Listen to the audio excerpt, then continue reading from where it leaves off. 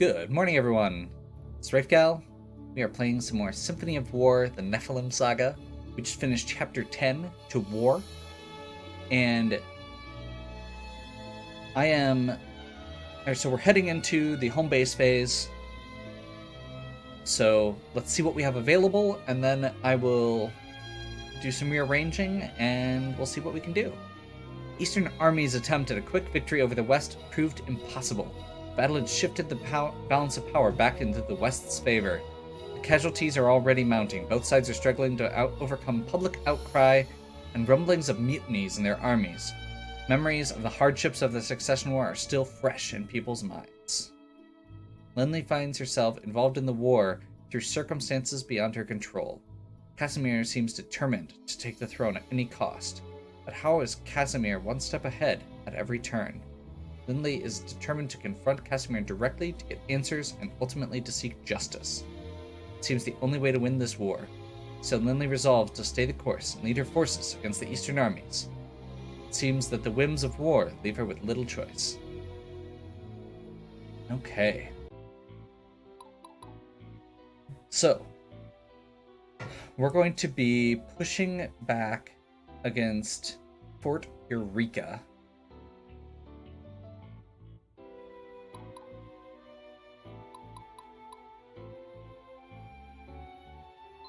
Let's start with the marketplace.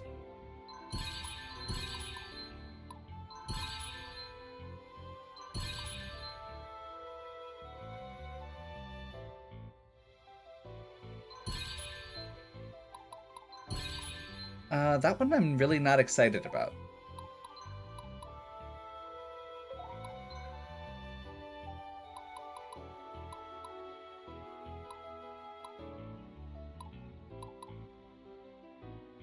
I'm not super excited about any of these either. What does Unscathed actually give? No critical hits? More likely to be targeted? Okay. Not a bad start. We didn't get any tech points for this one. We don't have a gold coin, so I'm not going to be doing that. We do have several units that are potentially going to be able to upgrade here. That one's a definite. I mean, this is just literally a bunch of archers. And then we've got the two healers here, looks like. I'm somewhat curious. Oh, that's right.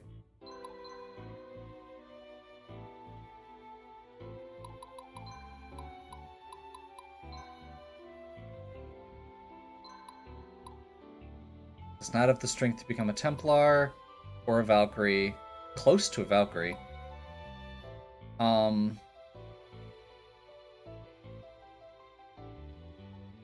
And Templars are the best healers.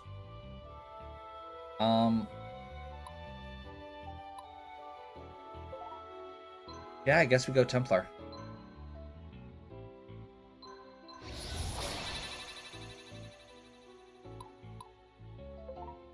And I believe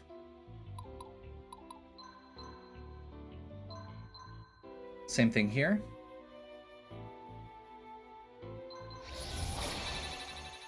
Because Abigail needed to be more scary, question mark? No.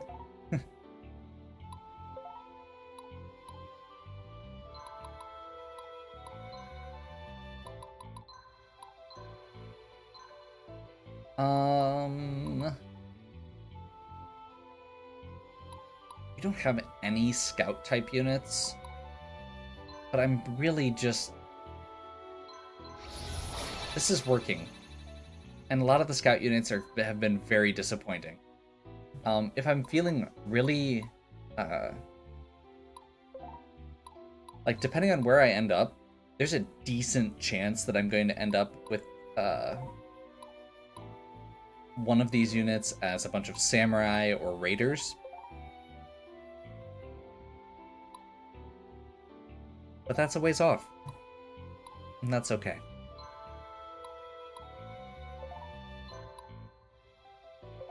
Who's in the reserves? A couple skirmishers, a couple medics, and an apprentice. And Izzle, who was my, like, one-time guarded the base person. Okay. Let's do our supports. And then I'm going to be doing some rearranging of units off stream.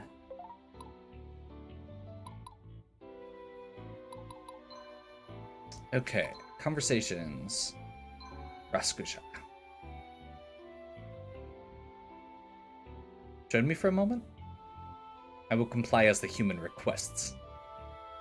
Not in order, I just want to talk. I know so little about your people. What is your homeland like? Baraktor homeland is deep within what humans call the island of Sinara, very far reaches of this world. Jungle outside is dangerous, filled with many aggressive beasts. But when one reaches Baraktor villages, one reaches jungle paradise. Baraktor grow jungle fruits that are desire around the world. Perhaps someday you taste. That sounds amazing. Why in the world would one ever leave? Baraktor people struggle. Many years ago, human lands contact with us more. We trade goods. We mutual prosper. Baraktor expand and grow population, but since recent years, isolation. Baraktor can no longer support itself completely. Our warrior class finding opportunity as mercenaries such as Raskuja. We buy what we need from human lands to sustain Baraktor people. Raskuja have many, as you say, nephew and niece. Need food, clothing. Raskuja's plan elevate him to high status in return for human money earned. Nice. Taking care of little Baraktor cubs. You are an honorable man-cat. Catman? Raskuja is always happy to share. This conversation considered free of cost. Oh well, what a relief.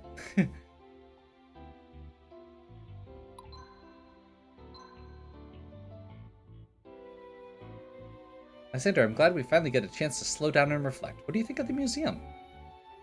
I never did care for modern art. Splashes of color here and there. 9th century is much more my liking. There's a beauty and virtue in depicting the real and the true.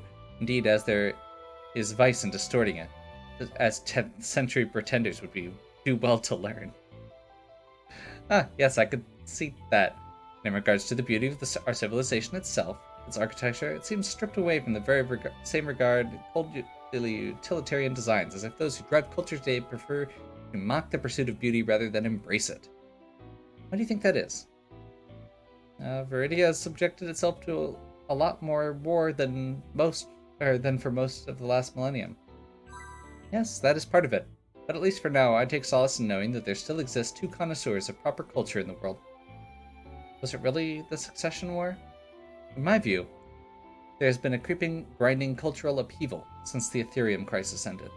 However, I do believe that what shook the fabric of our society, wrought by the Succession War, exposed the festering wound for all to see, so one may very well conclude that the Succession War was solely responsible for this feeling.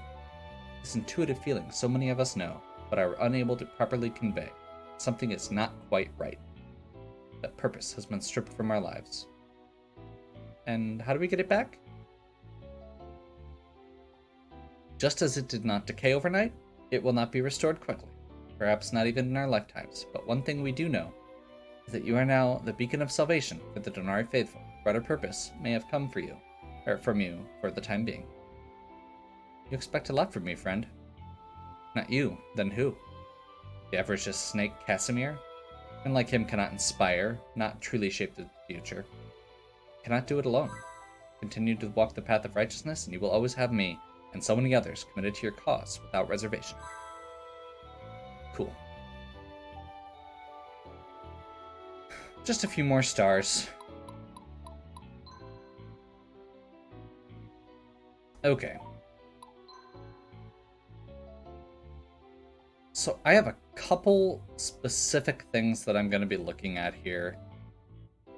Mostly, the main thing I'm going to be looking at is how threat ratings and some of the abilities I have interact. I have a bunch of traits here that I have not imposed yet.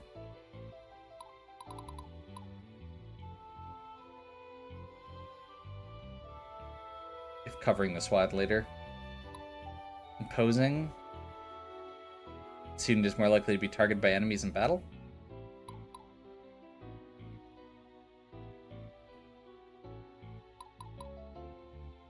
So yeah, I am hoping to mess around with some of the units that I've got, see if I can create kind of a the way it was being described was bait units, which for me basically means kind of survivable tank units. And possibly the nice thing with that is you actually want less people in a way, because the less people adding to your threat score, the better for that situation specifically.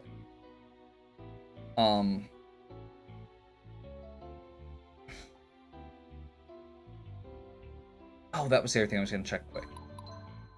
I wanted to check on this guy, because he's kind of been sucking. And I would like to know how much it takes. He needs 42 strength to be anything worthwhile, and he is nowhere close.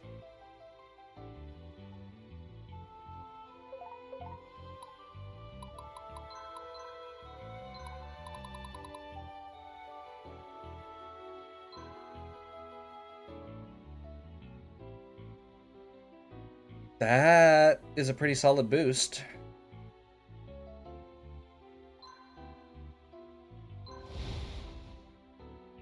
Because water is down strength. Let's go ahead and give him an XP Codex. That boosts him to 42. We only have one CP Codex left. But he is actually in shape now, just with that little change. And that's the kind of stuff I need to start looking for. I'm not going to go super all out with going into it right now, but I have there's a lot of little like micromanagement things you can do to make units better. I have not been good about paying attention to their traits. I've done a couple things with affinities, especially with giving light bonuses to my leader characters, or the characters that I want to lead units at least.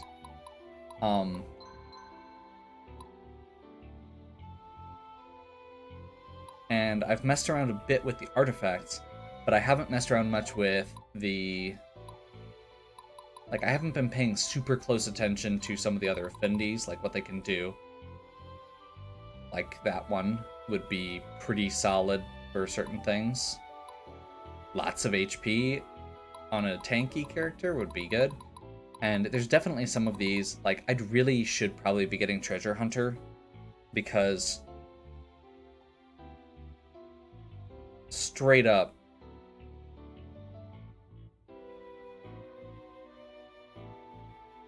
that is just extra treasure every time you kill something.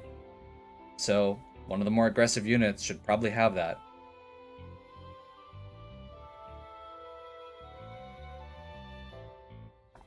Bloodlust. That's a pretty solid one too. Healing Attuned, just boosting how much healing you gain. I actually did put Executioner on one person. Was that Jules? Yeah, I think I put Executioner on Jules. Because he has basically just a chance for an extra action. So when the archers attack, if there's one guy that's like almost dead, he'll finish it off. Warrior gains resistance to magician and dragon attacks as strength increases. That one feels good. Anyway, my point is, there's a bunch of stuff that I don't have equipped right now because I'm a hoarder who likes to just pile stuff up, or pile items up and not commit to using them, and I need to start committing to using them more. That is a very high threat rating. Why is your threat rating so high? Okay. Well, that actually helps settle that matter a bit. But yeah, anyway, we're gonna mess around with that some more. I'm going to rearrange all my units again. I will probably leave some of them intact this time. I kind of redid them a little bit this time. So, like, these 6 down here at the bottom are pretty set right now. These 6 at the top are a little bit more, or have a few more interchangeable pieces. So yeah, probably going to be playing with that a little bit, and we'll see what we can do. I will be back shortly to go over what changes I made. Okay, I have finished reorganizing my army, and I am very happy with the results. So, Lindley took the gunners away, and I made her more well-rounded. I don't like her in the front row. It made me nervous, and with her high leadership skills, this felt really good. She's got 2 magic users, 2 paladins in front, and 2 priests in the back. Really solid, well-rounded. Jules is Jules. Sybil. So this is probably the most toned down, but I'm also really happy with the results. So the threat rating we pulled down to a 4900, which I believe is the lowest in the part or in the group. Yes. And we've got 2 acolytes. They're not paladins yet, because paladins have significantly higher threat. And 2 clerics. Donari armor, which is boosts to magic, which is magic defense and healing. HP and armor. Kesh's Daikatana, which is a boost to strength, as well as an evasion chance. And Black Belt, which is a boost to damage on counterattacks. So, this is built to draw enemies in, has a chance to dodge, has a chance to, or has a ton of healing, and will hopefully get a good counterattack off. Barnabas, pretty much the same as he has been. The big change here is I actually gave him the Shinobi Gi. Same kind of philosophy with the Daikatana here. I feel like they end up kind of out away from everybody a little bit, and that Shinobi Gi is just a little bit of extra chance at defense. It's a 20% evasion chance. Stefan, I added 1 more unit to his squad, and he has some free dex boosts. Diana. Okay, this one I'm not sure about yet. 100%. But I kind of like the direction it's going, at least. So, first of all, the healer in the back is a Templar. That is the highest tier. So, this is like our best healer, Diana, who is probably our best tank. This knight is going to be a good tank eventually. He just needs some levels to get the stats for it. And then the middle row, instead of the casters she had before, she's going to have the gunners. The Jade figurine that we picked up gives her a 33% chance to take a second turn. Now, the thing that makes this particularly good with this setup is Diana hits the entire row. The gunners shoot really powerful attacks, but they only get 1 attack per turn. If they get a second turn, if Diana gets a second turn, And once this guy becomes a Zweihander, and he does the same thing as Diana, where he does up at full sweep, that feels like a really good setup. Abigail is just stupid. She has been so powerful this whole time. I decided to just give her Boots of Tyranny. 2 extra movement. Feels good. Narima. I don't know why it took me so long to remember that samurai use polearms. So rather than try and set up somebody else as my anti-cavalry, why didn't I just use her? Her threat rating is pretty low, and I did swap in 2 medics to start training up because I want... Well, first of all, they have lower threat. Second of all, that's going to really... they're going to level up quickly if they can draw enemies in to kill. Raskaja, we didn't change much. Lysander, we didn't change much. He's got the gorilla armors so that he can move through quickly. Antonio is still doing the same thing.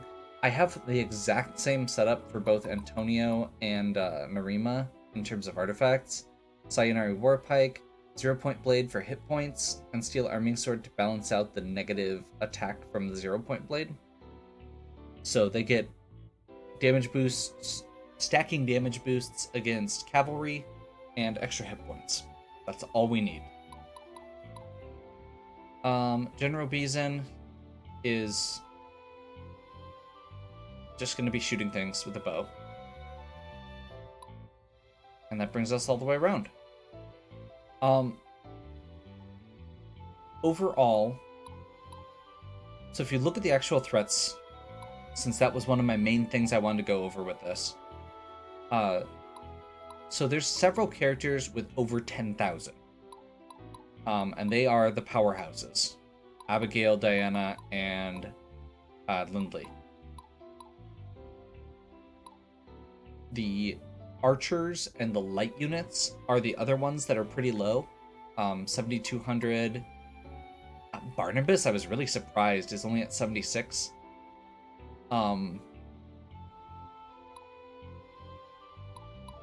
Stefan, 6,800. Narima is intentionally low and is barely under Stefan, but she is. Raskaja, I managed to push up to 9277. Lysander is higher. Antonio is one of the lowest, again, 5,500. General Bizan, once again, I purposely... even the stats you get from artifacts affect your threat. So I intentionally kind of rearranged some of the artifacts to push Antonio under Bizan and Narima under...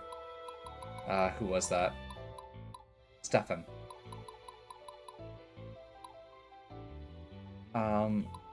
So yeah, and like I said, Sybil is under 5,000 with only 4 units. She's by far the lowest. I thought about switching out that second cleric for 2 medics. Part of the reason that I have it set up this way, though, is I ended up applying bodyguard to this unit. So deals and takes 20%, or deals 20% more, takes 20% less damage if covering the squad leader. Squad leader is behind, and since this is covering both of them, this unit is going to be able to really protect really well, and I can't really do the full... I guess I could still do the stagger that I was doing with 2. It just wouldn't be quite as good. When I say that, I mean because a lot of the medics are actually about 400 threat, and Priestess is 800, so theoretically I could do 2 heals instead of 1, but they're a lot weaker heals, and I'm not sure I have the capacity for them. So, Uh, that is what I ended up doing. That took a lot of time to redo, but I'm really happy with it. As I randomly go and look at the mercenaries again, I really don't like the mercenaries that much. Like, there's part of me that feels like I should just buy a mercenary, like Helena here, and just make a unit to sit at the base for defense ones. I have enough money. Let's just do that quick.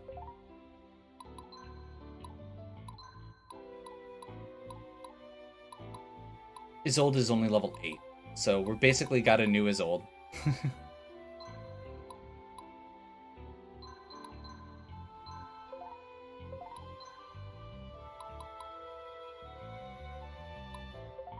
And we will give Trine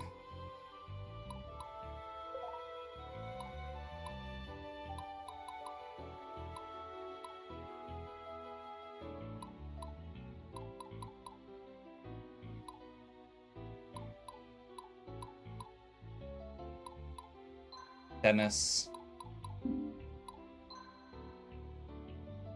Sure. It's not pretty, but it'll do. And genuinely, like I said, the entire point of this is just for the sake of having somebody that I can leave at the base. I don't care beyond that. Let's give them Syncreto. Makes the other guys hit a little bit less hard, but the Paladin in front, who is by far the strongest unit out of these, gets an extra turn. Sure. Okay. I think I'm going to make this standalone, just because there was a lot to talk about. We'll jump into a Deadly Gambit next time. Hopefully you're still enjoying. If you are, please give me a like and subscribe. Check out the other content on my channel. If you have any questions or suggestions, please leave them in the comments. And as always, have a good one. We'll catch you next time.